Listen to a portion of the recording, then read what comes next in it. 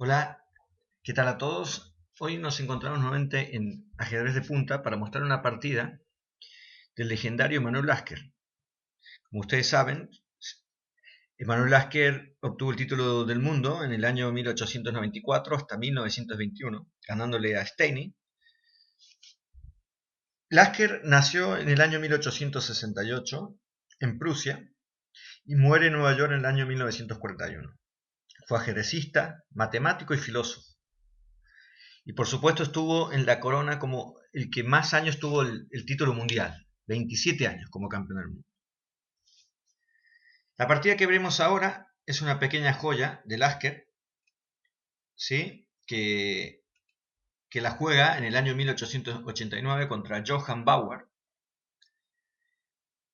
Y es una partida interesante desde el punto de vista táctico porque en ella se produce un sacrificio de dos alfiles sobre un enroque, ¿sí? Después de ahí empiezan a aparecer partidas como un sacrificio temático y típico, ¿no? Podemos decir que el origen de esta combinación nace con esta partida de Lasker, jugada en el año 89 contra Bauer. F4, Lasker juega F4, la apertura Beer, ¿sí? Y el negro decide jugar por D5. En esta partida Lasker llevaba piezas blancas, que me había olvidado de mencionar, disculpe. Aquí Lasker elige un desarrollo bastante simple, sencillo. Recordemos en la época que se jugaba la partida, no había como hoy en día tanta prioridad sobre la apertura, sino lo importante era desarrollar piezas, buscar casillas claves y así, en un momento dado, el que tenga predominio o ventaja, lanzarse al ataque. Caballo F6 y B3. La idea de B3 es llevar su alfil a B2, ¿sí? Y así reforzar un poquito más la casilla E5, donde el caballo normalmente de F3 lograría un puesto avanzado muy fuerte en esta casilla, típico de la apertura Beer, ¿no?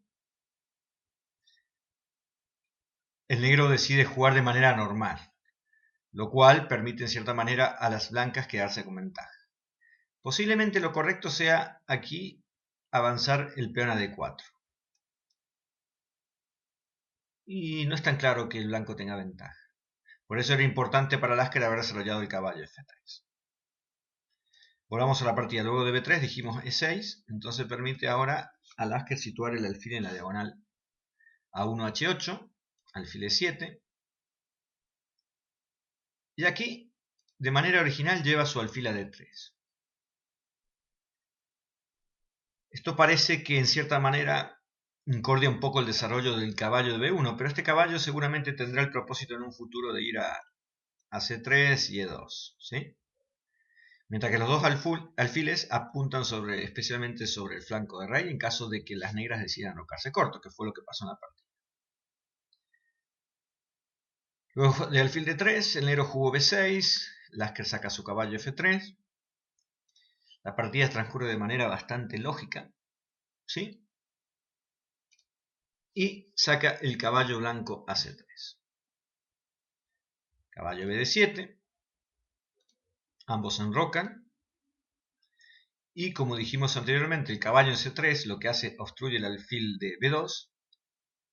Entonces decide Lasker llevar su caballo 2, así dándole libertad al alfil y también presionando sobre la casilla de 5.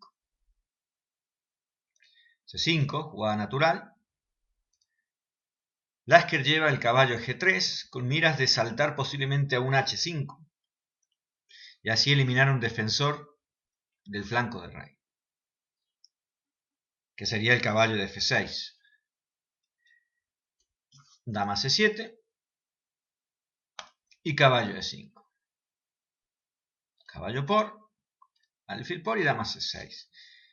Las negras también tienen sus recursos, ¿no? El avanzar a D4 permitiría a la dama montarse en la diagonal, ¿no? Bueno, con el alfil y crear amenazas de mate sobre G2. Por eso hay que tener un poco de cuidado. Esa jugada puede aparecer en cualquier momento. Entonces Lasker decide reforzar su punto G2 moviendo la dama E2. Y posiblemente creando una amenaza sobre B5. Por eso el negro responde con A6.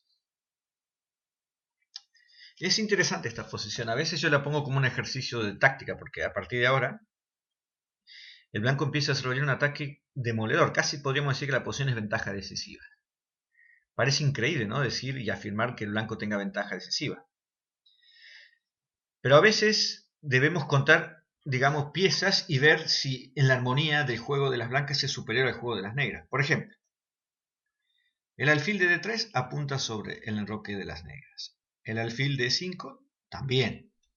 El caballo de H5 también puede ir y acercándose, digamos, al enroque, eliminar piezas defensoras como F6, lo cual incluye a la dama también, ¿no?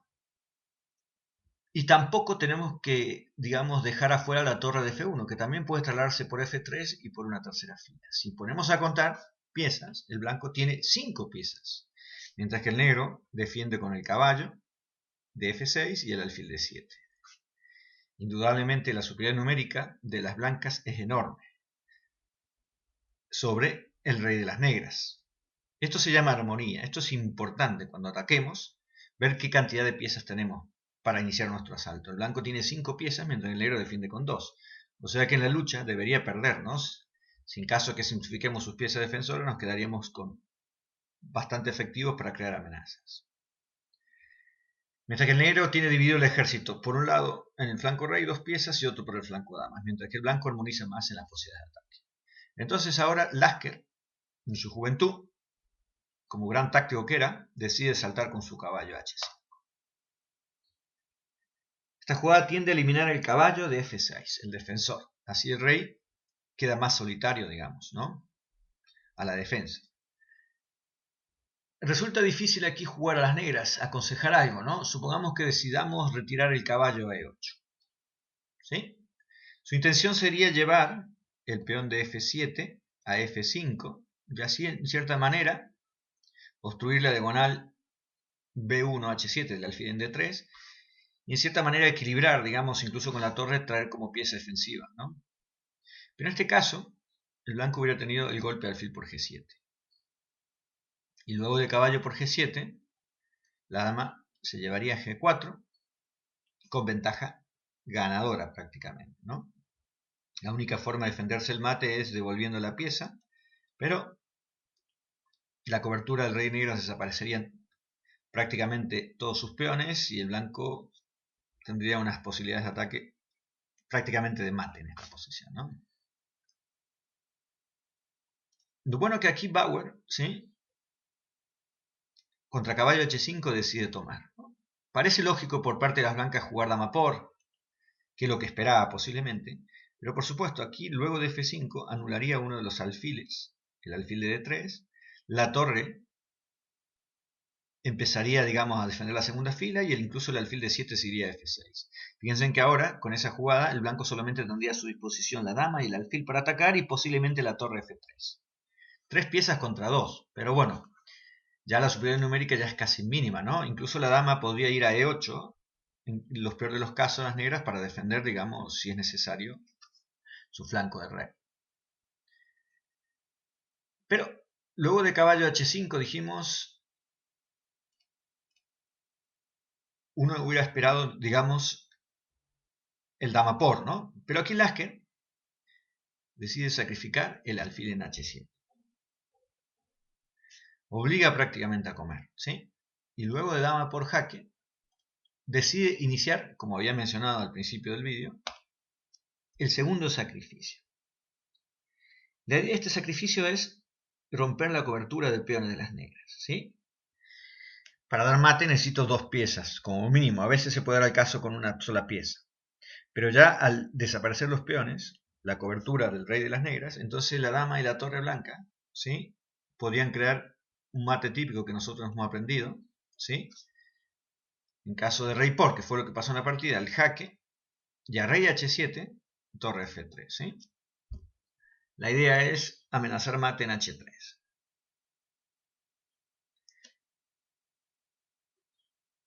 La idea de torre F3 es amenazar mate en H3, como dijimos, y parece que aquí no hay solución.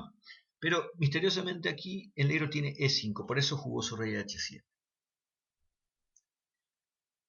¿Podríamos decir que la combinación del Lasker falla por esa jugada? Aparentemente sí, porque luego de jaque, la dama puede cubrirse en H6. Y luego de tomar, que fue lo que pasó en la partida, vemos que, bueno, las negras tienen 4 piezas contra 2 de las blancas, pero dijimos que 2 alfiles pueden ser mejor que una torre y 2 torres mejor que una dama, ¿sí? A cambio de 2 peones que se ha ganado. La posición podría decir que está equilibrada. Pero cuando Lasker lanzó todo su ataque, increíblemente, sus intenciones eran dar mate. Pero su atención se desvió hacia los 2 alfiles en la séptima fila, que están en una misma línea. Entonces la combinación de Lasker no termina con el mate, porque el negro alcanzó a taparse, usar el recurso de entregar la dama, sino en la jugada dama de 7, con lo cual gana pieza inmediatamente. Esta es una de las partidas muy conocidas de Lasker, ¿sí? Una de las combinaciones muy largas, digamos, a una secuencia de jugadas bastante larga y que termina con ganancia material. Muchas veces pasa eso, si no nos lleva al mate, es la obtención de material. Vamos a dar el final de la partida, luego de alfil F6, Lasker se queda con material de más y 2 peones, ¿sí? Incluso el rey de las negras todavía no es que esté muy seguro que digamos, ¿no? Torre F1,